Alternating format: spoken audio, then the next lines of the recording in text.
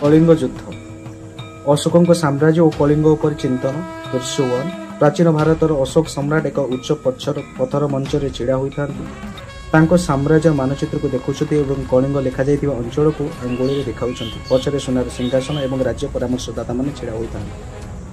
स्वाधीन कलिंग और व्यस्त बंदर जीवन समुद्र कूल एक व्यस्त प्राचीन कलिंग बंदर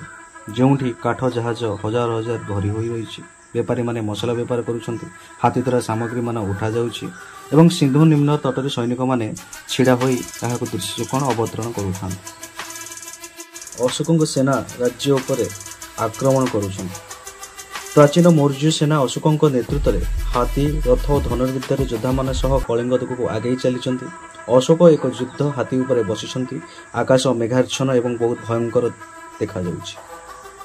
घोर युद्ध दृश्य और रक्तपात एक भयंकर युद्ध क्षेत्र जोठी हजार हजार योद्धा युद्ध करुछंती अनेक मृतदेह भूमि रे पड़ी हाथी माने बेपरिया होई दौड़ुछंती निआरे गृह गुड़िक जलुची एवं आकाश धुआं और वज्रपात घेरा हो रही तेणु यह हूँ 261 मसीहार ओडिशा इतिहास कलिंग युद्ध जहाँ दया नदी कूल संगठित होता एवं ऐतिहासिक मानव यह एक प्रसिद्ध युद्ध थिला। दृश्य 5 अशोक युद्ध पर जनतार दुख देखुंट अशोक एक ध्वंस सहर में दौड़ुंट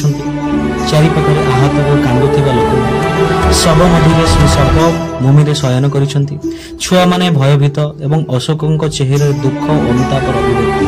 सेबे अशोक रियलाइज कले खंडारे विजय प्रकृत विजय नुहे कौन ना जनकर मन को जय करने हूँ प्रकृत विजय तापर से कौन कले ना चंडाशोक धर्माशोक परिणत हेले बुद्ध धर्म ग्रहण अशोक परिवर्तन उपगुप्त द्वारा अशोक बुद्ध धर्म ग्रहण कर सारा एक वृक्ष बोधि वृक्ष पाखे शांत भाव बसी बुद्ध भिक्षु मैंने बसी हाथ जोड़ी प्रार्थना कर चेहरा शांतिर अनुभूति से उपलब्धि कर जहाँ युद्ध से केवल अनुभूति कर अशोक धर्म और शांतिर प्रचार अशोक बुद्ध धर्मर पाठ नहीं भारत विभिन्न स्थान को जाऊँगी हाथ धर्म चक्र ताम्रपत्र अच्छी श्रद्धार सहित ग्रहण कर शांति भाव अशोक विभिन्न स्थान को बुलवा